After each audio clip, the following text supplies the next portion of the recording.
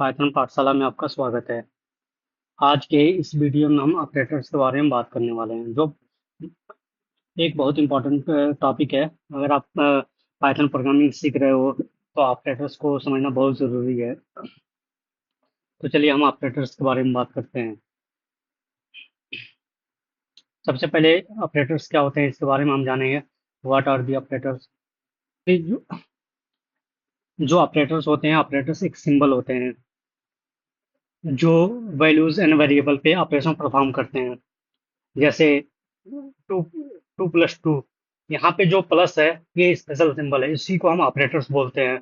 और जो टू और टू है इसको हम ऑपरेंड बोलते हैं। जैसे टू प्लस टू, यहाँ पे यहाँ पे जो ये टू है, इसको, ये दोनों टू है इसको हम ऑपरेंड्स बोलते हैं। ये जो हमारा प्लस सिंबल है इसको हम ऑपरेटर बोलते हैं। ठीक है, यही ऑपरेटर होता है। ऑपरेटर क्या होता है? ऑपरेटर बेसिकली एक सिंबल होता है जो ऑपरेशन परफॉर्म करता है वन या वन से अधिक वैल्यूज या वेरिएबल पे। कुछ ऑपरेटर्स ऐसे होते हैं जो सिंगल वैल्यूज या वेरिएबल पे ऑपरेट होते हैं, कुछ ऐसे हैं जो इनमें एक से अधिक वैल्यूज या वेरिएबल की जरूरत होती है। तो ठीक है, ठीक है। अगर कोई आपसे अगर इंटरव्यू में पूछे कि ऑपरेटर्स क्या होते हैं, तो आपको सिंपली बताना है operators are special symbol that are used to perform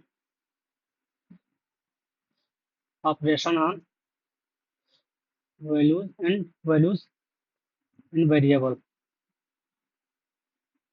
ठीक है, जैसे plus, minus, multiplication, divide, floor division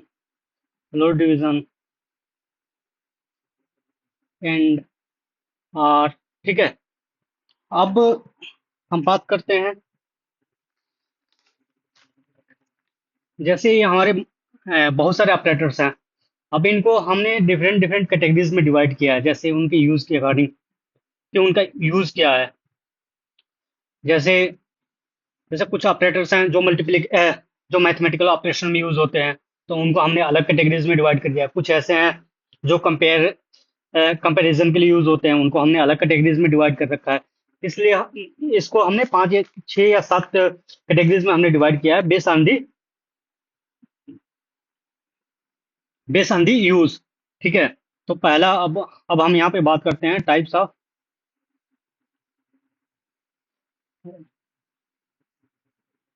operators. ठीक है, टाइप्स ऑफ ऑपरेटर्स में पहला हमारा है अर्थमेटिक ऑपरेटर्स। ठीक है, अर्थमेटिक ऑपरेटर्स वो होते हैं जो मैथमेटिकल कैलकुलेशन में यूज होते हैं। जैसे हमारा प्लस, मैं इसको लिख देता हूँ, एडिशन के लिए यूज होता है। फिर माइनस, सब्ट्रैक्शन, ये सिंबल यूज होता है मल्टीप्लिकेशन के लिए।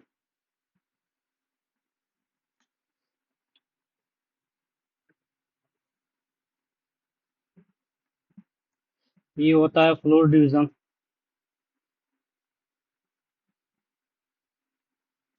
ये होता है मॉड्यूलस।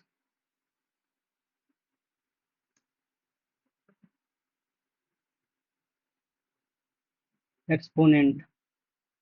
ठीक है, जो अर्थ एडिशन ऑपरेटर प्लस सिंबल होता है वो दो दो वैल्यूज को ऐड करने के लिए यूज होता है। सब्ट्रैक्शन, माइनस सिंबल सब्ट्रैक्ट करने के लिए यूज होता है। और ये स्टार मल्टीप्लिकेशन के लिए यूज होता है। ये जो डिवीजन और फ्लोर डिवीजन है, इसमें थोड़ा सा डिफरेंस है। डिवीजन क्या करता है, जैसे 3/2 है तो इसका आउटपुट 1.5 रिटर्न करता है। और फ्लोर डिवीजन क्या है, वो केवल इंटीजर वैल्यू रिटर्न करता है। जैसे हमने 3/2 किया तो इसका आउटपुट 1 आएगा। ठीक है, मॉड्यूलस ऑपरेटर रिमाइंडर रिटर्न करता है। जैसे दो वैल्यू को डिवाइड करेंगे तो रिमाइंडर क्या आएगा, वो मॉड्यूलस ऑपरेटर रिटर्न करता है। एक्सपोनेंट क्या होता है? एक्सपोनेंट का यूज बेसिकली हम पावर के केस में यूज करते हैं। जैसे हमें 2 की पावर 5 करनी है तो 2 एक्सपोनेंट 5 करेंगे तो 2 की पावर 5 निकल जाएगी। 4 की पावर 2 करनी है तो 4 मॉड्यूलस 2। 4 की पावर 2 2 वो रिटर्न करेगा। चलिए कुछ एग्जांपल देख लेते हैं। A is equal to 8, B is equal to 3। अब मैं प्रिंट करता हूँ A plus B, A minus B, A into B.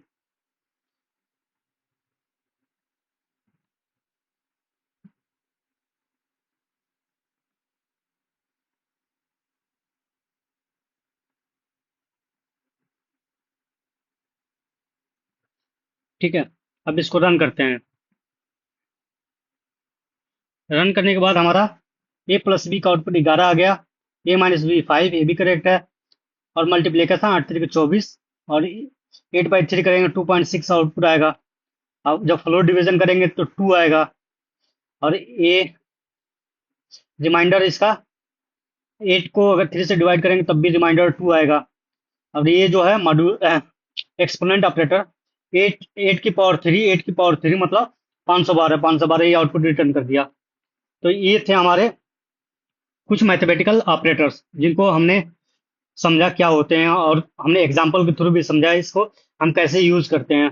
ठीक है, तो चलिए अब हम नेक्स्ट ऑपरेटर की बात करते हैं। नेक्स्ट कैटेगरी हमारी है, अ, इसको मैंने कमेंट को यहाँ से हटा के मैं यहाँ पे क्लोज कर देता हूँ। दूसरी हमारी कैटेगरी है कंपैरिजन ऑपरेटर।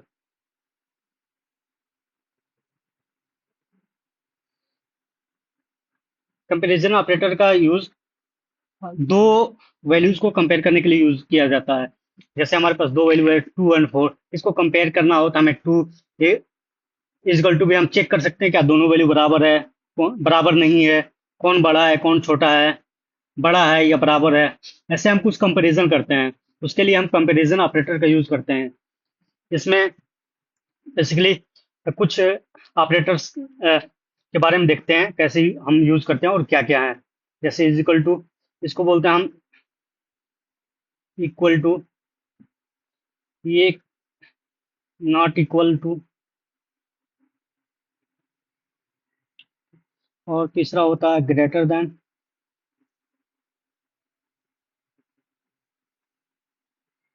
ये होता है लेस देन,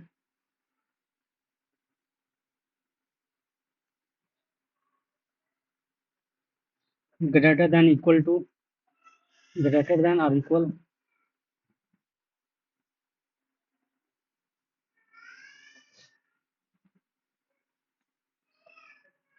लेस और इक्वल।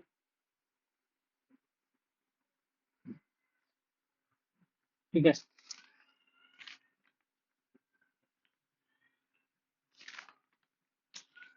ये कुछ हमारे कंपैरिजन ऑपरेटर थे। Equal to, not equal to, greater than, less than, greater और इक्वल, लेस और इक्वल। चलिए इसको हम एग्जांपल के थ्रू समझते हैं। A is equal to 8, B is equal to 3। अब हम प्रिंट करा के देखते हैं क्या A is equal to B, A.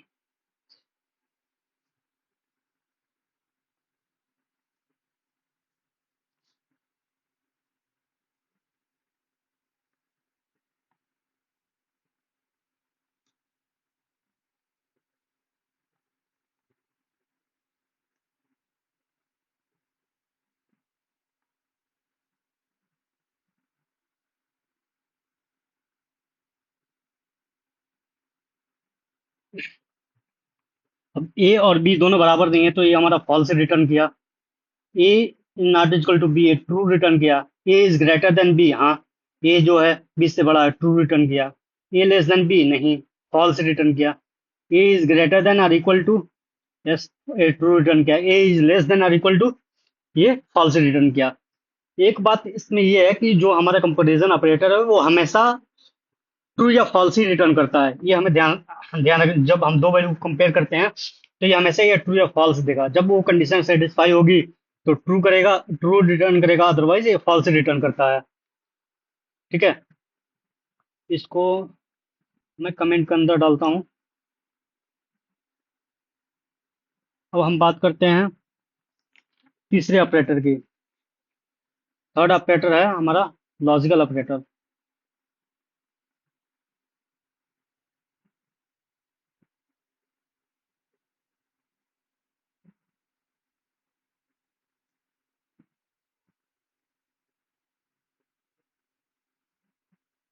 Logical operator का यूज लॉजिकल ऑपरेशन परफॉर्म करने के लिए यूज करते हैं। जैसे हम कोई कंडीशन लिख रहे हैं तो हमें दो या दो से अधिक कंडीशन को कंबाइन करना हो बेस्ड ऑन आवर रिक्वायरमेंट, जैसे एंड एंड या और ऐसे ऑपरेशन यूज परफॉर्म करने हो तो वहां पे हम लॉजिकल ऑपरेटर का यूज करते हैं। इसमें तीन ऑपरेटर्स हैं, एंड, और, एंड नॉट। ठीक है, ये तीन ऑपरेटर का यूज करके हम लॉजिक को कंबाइन भी कर सकते हैं और लॉजिक,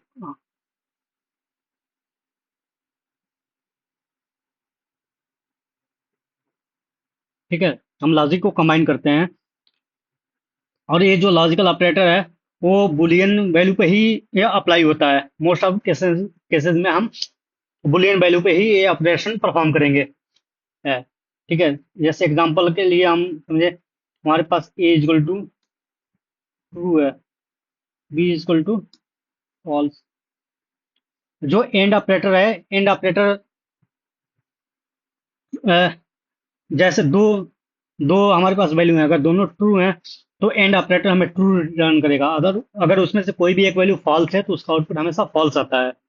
ठीक है। आर में क्या होता है, आर में अगर कोई भी एक वैल्यू ट्रू है तो उसके आउटपुट हमेशा ट्रू आता है। नॉट क्या करता है, नॉट सिंगल वैल्यूज पे ऑपरेट होता है, उसके वैल्यू को रिवर्स कर देता है। जैसे अगर कोई ट्रू है तो उसको फॉल्स कर देगा, फॉल्स है उसको ट्रू कर देगा। जैसे प्रिंट ए आर बी।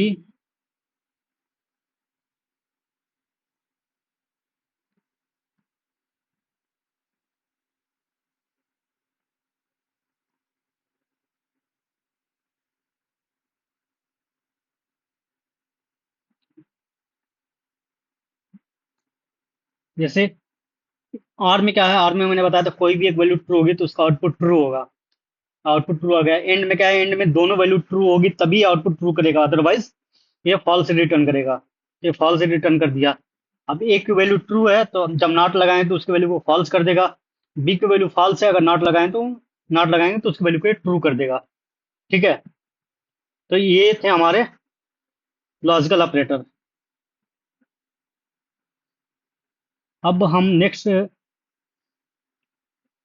हमारा है assignment operator. Assignment assignment operator. ठीक है। बेसिकली असाइनमेंट ऑपरेटर का यूज हम वैल्यू असाइन करने के लिए यूज करते हैं। जैसे इजिकल टू, जैसे हमने एक एक वैल्यू वेरिएबल है उसके वैल्यू को 5 असाइन करनी है तो हमें इजिकल टू सिंबल का यूज करते हैं। तो इजिकल टू जो सिंबल है हमारा वो असाइनमेंट ऑपरेटर है। ऐसे ही हमारे पास कुछ असाइनमेंट ऑपरेटर हैं, except equal to. First equal to, plus is equal to, minus equal to, multiply equal to, divide equal to, modulus equal to, और ये हमारा एक्सपोनेंट इजिकल टू। ठीक है। अब हम एक एक को एग्जांपल के साथ समझते हैं। ए इजिकल टू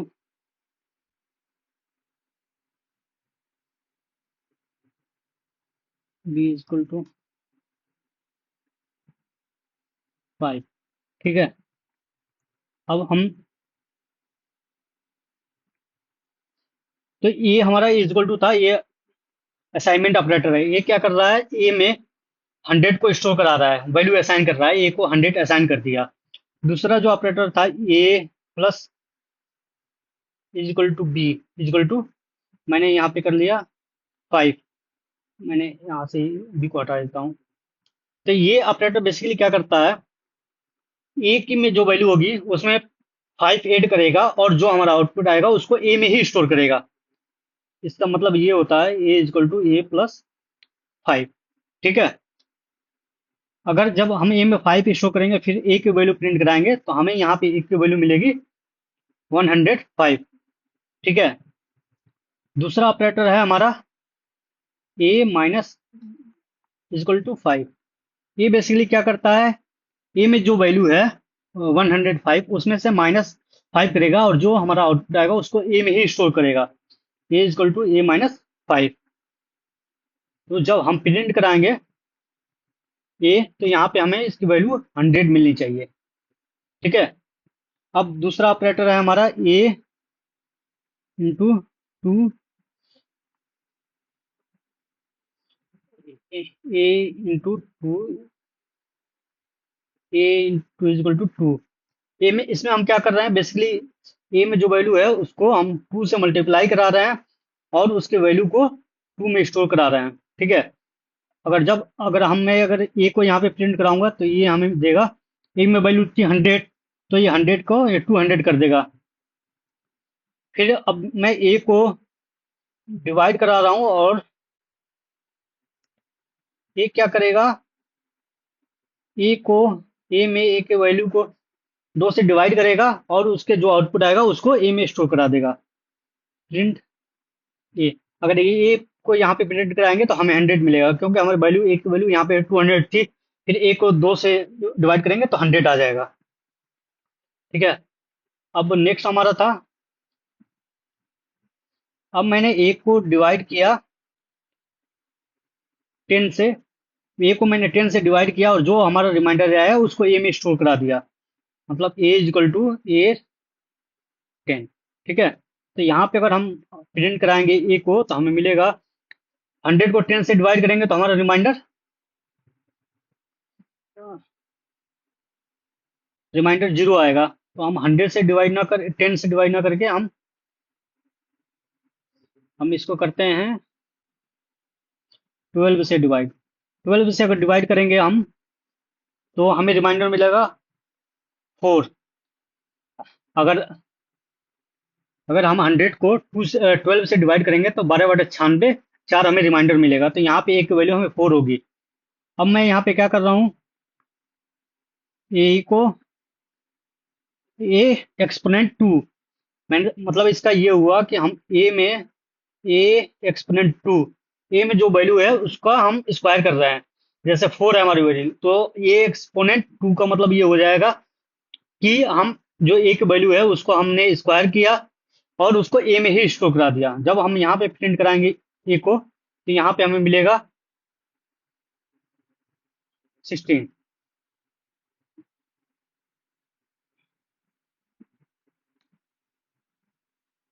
ठीक है। ये हमारा आउटपुट आया 105। ठीक है। 300। अब जब हमने इसको प्रिंट किया तो 200।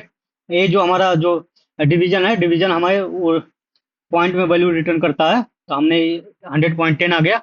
उसके बाद से सारी वैल्यू पॉइंट में ही आएगी। ठीक है। ठीक है। आई होप ये ऑपरेटर्स आपको समझ में आए होंगे। ये हमारा था assignment operator.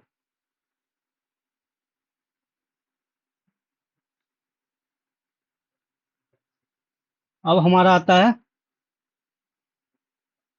Bitwise operator.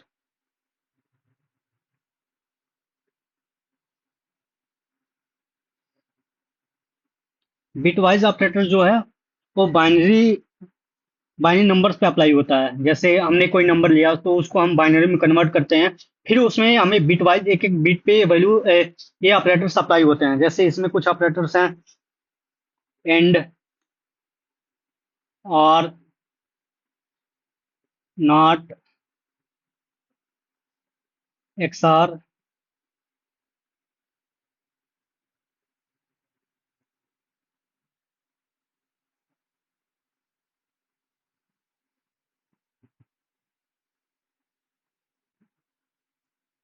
Shift.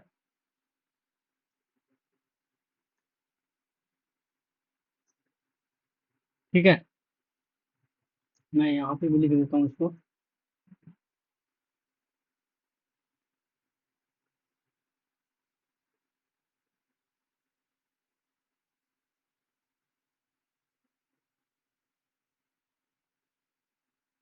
अब इसको एग्जांपल के थ्रू समझते हैं। जैसे हमने एक वैल्यू लिया, ए इज इक्वल टू 5। तो इसको हम बाइनरी में जब कन्वर्ट करेंगे तो 0101 ये होता है हमारा बाइनरी में इसका। दूसरी वैल्यू मैंने लिया बी इक्वल टू 3। इसको हम जब आउट इसमें कन्वर्ट करते हैं 0011। ठीक है, ये इसका बाइनरी में कन्वर्जन होता है। आई थिंक ये आपको आता होगा, इंटीजर को बाइनरी में कन्वर्ट करना, डेसिमल को बाइनरी में कन्वर्ट करना।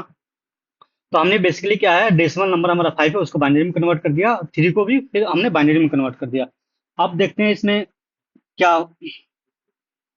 बेसिकली जीरो क्या होता है, जीरो फॉल्स होता है और one as a true treat होता है। जैसे मैंने आपको अभी लॉजिकल ऑपरेटर में बताया, एंड और नॉट। एंड में क्या होता है, जब दोनों वैल्यू ट्रू होती है तो तभी आउटपुट ट्रू होता है, अदरवाइज फॉल्स आता है। एंड आर में क्या होता है, दोनों में से कोई एक वैल्यू ट्रू है तो आउटपुट ट्रू आती है। ठीक है, तो सेम थिंग यहाँ पे भी हम करने वाले हैं। और मैं यहाँ पे प्रिंट करा रहा हूँ ए एंड बी। जब ए एंड बी करेंगे तो जैसे अब देखो, अब यहाँ पे हम एक एक बिट पे हम ऑपरेशन परफॉर्म करेंगे। जैसे हम लेफ्ट से शुरू राइट से शुरू करते हैं। राइट में क्या है, दोनों में वन वन है। तो अगर वन वन है तो दोनों वैल्यू अगर ट्रू है तो आउटपुट हमें ट्रू मिलेगा एंड में। फिर जीरो वन है, जीरो में एक वैल्यू इसकी फॉल्स है तो इसका आउटपुट फॉल्स ही होगा। वन जीरो है तो आउटपुट जीरो होगा। जीरो जीरो है तो आउटपुट जीरो होगा। ये हमारी वैल्यू होगी, ये वन होगी। जब हम तो जब हम बाइनरी को डेसिमल में कन्वर्ट करेंगे तो ये वन आता है। फिर मैं बात करता हूँ प्रिंट ए और बी।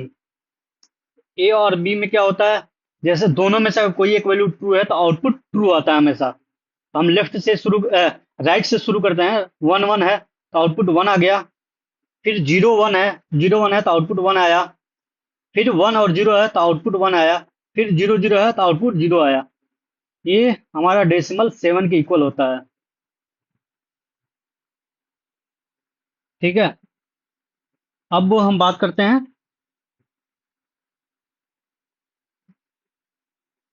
प्रिंट ए एक्सऑर बी। ए एक्सऑर बी में क्या होता है, जैसे अगर दोनों वैल्यू अगर डिफरेंट है, जैसे जीरो वन है, वन जीरो है, और दोनों अगर वैल्यू डिफरेंट है तो आउटपुट वन आएगा। अगर दोनों वैल्यू सेम है तो आउटपुट जीरो आएगा।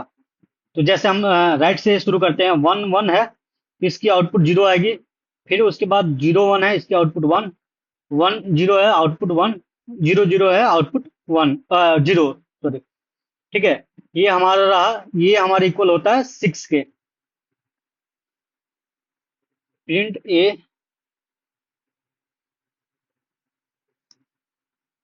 इसमें हम क्या कर रहे हैं, एक जो वैल्यू है हमारी ए में, हमारी वैल्यू है 0101। अब इसको हमें लेफ्ट शिफ्ट कराना है। जैसे हमें हमें इसको हम इसको एक वैल्यूज को हम हर एक वैल्यूज को लेफ्ट साइड में वो शिफ्ट कराते जाएंगे। इसको शिफ्ट कराने के लिए क्या होगा, हमें राइट एंड पे एक जीरो ऐड करेंगे। और जो जीरो पोजीशन वैल्यू है उसको वन पे ले जाएंगे। वन पोजीशन में जो वैल्यू है उसको टू पे ले जाएंगे। टू पोजीशन पे जो वैल्यू है उसको थ्री पोजीशन पे ले जाएंगे। और जो थ्री पोजीशन पे थी लास्ट में उसको हम डिस्कार्ड कर देंगे। तो हमने पहले लेफ्ट में राइट में हमने क्या, जीरो ऐड कर दिया। जीरो ऐड किया, फिर जो ये वन है, वन जीरो पोजीशन पे है। तो वन अगर जीरो पोजीशन पे है तो इसको हम वन पोजीशन पे लाएंगे। फिर ये जो जीरो है हमारा वन पोजीशन पे, इसको हम दूसरे नंबर पे लाएंगे, जीरो। और ये जो वन है, वन थर्ड पोजीशन पे था, इसको हम फोर्थ पोजीशन पे लाएंगे। ये हमारा ये आउटपुट होगा इसका। ये 10 डेसिमल के इक्वल होता है। ठीक है, फिर वैसे ये प्रिंट ये लेफ्ट शिफ्ट। लेफ्ट शिफ्ट में क्या होता है, जैसे हमारे पास 0101 है, इसको हम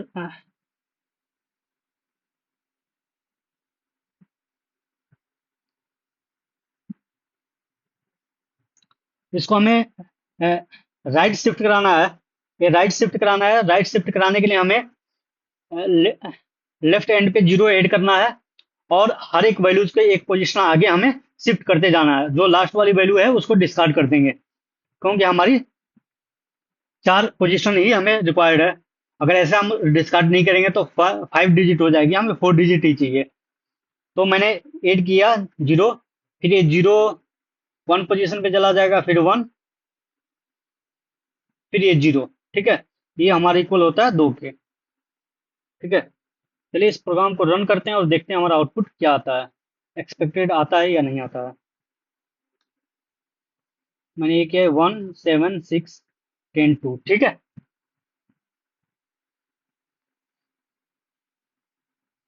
आई थिंक आपको ये समझ में आया होगा बिटवाइज ऑपरेटर क्या होता है।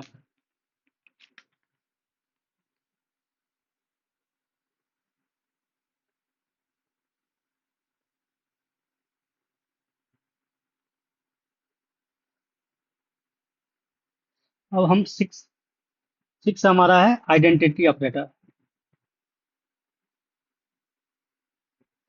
आइडेंटिटी ऑपरेटर बेसिकली क्या होता है, जैसे हम कंपेयर करते हैं, इजक्वल टू ऑपरेटर है, वो केवल वैल्यू चेक करता है कि जैसे 5 इजक्वल टू 5, तो ये केवल वैल्यू चेक करता है कि वो सेम वैल्यू है कि नहीं है। लेकिन आइडेंटिटी ऑपरेटर क्या करता है, आइडेंटिटी ऑपरेटर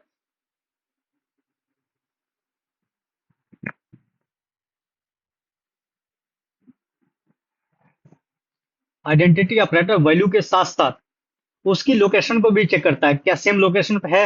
अगर वैल्यू भी सेम है और लोकेशन भी सेम है तब ये ट्रू रिटर्न करेगा, अदरवाइज ये फॉल्स रिटर्न करता है। फॉल्स रिटर्न करता है। आइडेंटिटी ऑपरेटर में दो ऑपरेटर है, इज नॉट। ठीक है,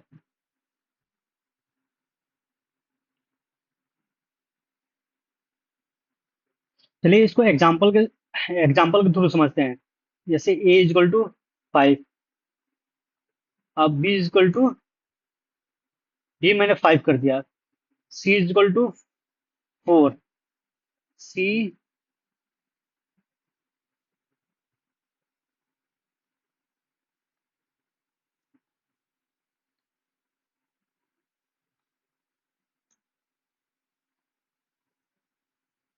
ठीक है, यहाँ पे तीनों की वैल्यू हमारी सेम आएगी। एक बार प्रिंट करके देखते हैं फिर हम आगे समझते हैं। तीनों की वैल्यू सेम है। ठीक है, ए बी और सी तीनों सेम है।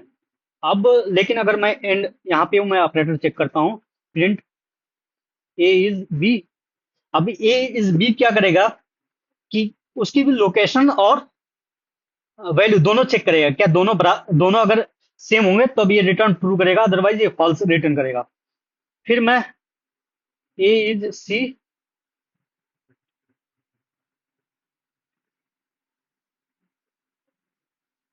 B is not C. अब इसको रन करके देखते हैं, फिर मैं आगे आपको समझाता हूँ इसको कैसे।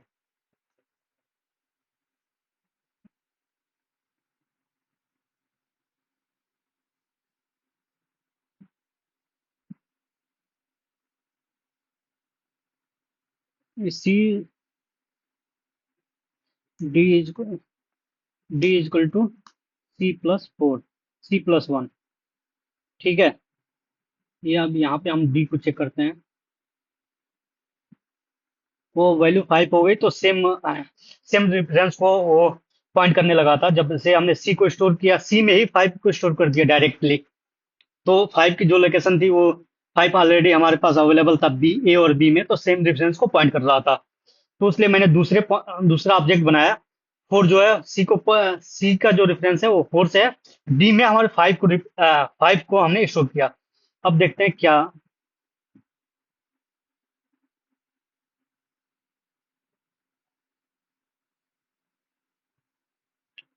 इसमें क्या हो रहा है।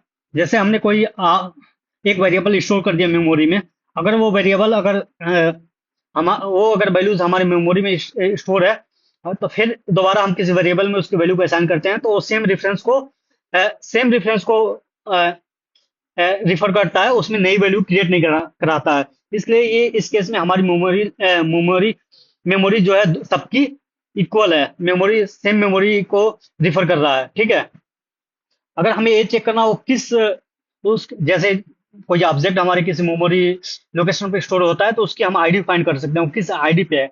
अगर तीनों अगर सेम आईडी पे है, जैसे प्रिंट,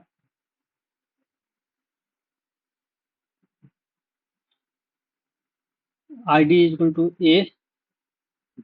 इससे हमें क्या मिलेगा? इससे हमें सारे ऑब्जेक्ट की आईडी मिल जाएगी, कहाँ कहाँ पे स्टोर है। अभी ये दो सी डी,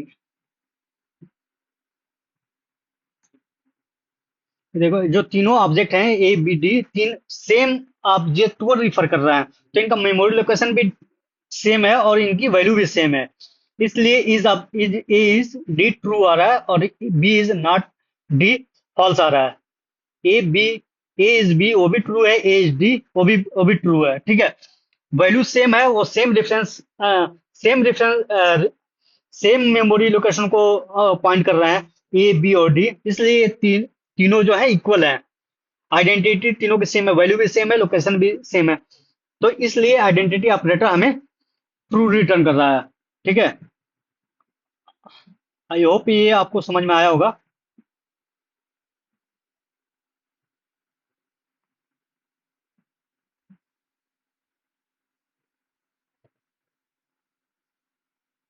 अब हमारा सातवां और लास्ट हमारा ऑपरेटर है मेंबरशिप ऑपरेटर।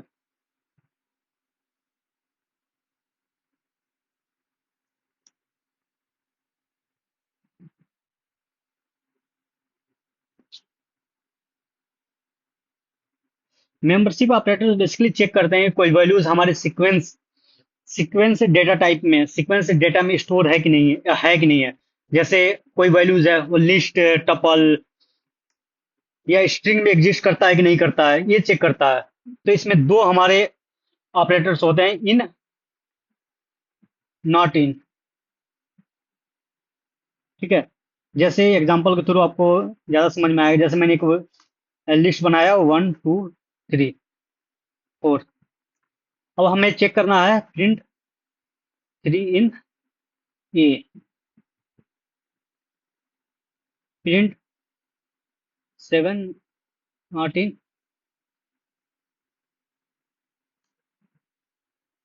प्रिंट 5 इन।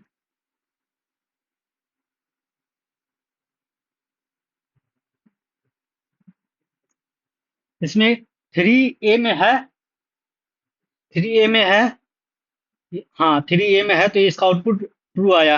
7 7 ए में नहीं है, इसका मतलब ये है 7 नॉट इन ए का मतलब ये है, क्या 7 जो हमारा है वैल्यूज वो लिस्ट में एग्जिस्ट करता है कि नहीं, एग्जिस्ट नहीं करता है, इसका मतलब ये है 7 ए में एग्जिस्ट नहीं करता है, तो ये सही है, 7 हमारा जो है हमारे लिस्ट में एग्जिस्ट नहीं करता है, तो इसका आउटपुट ट्रू आया।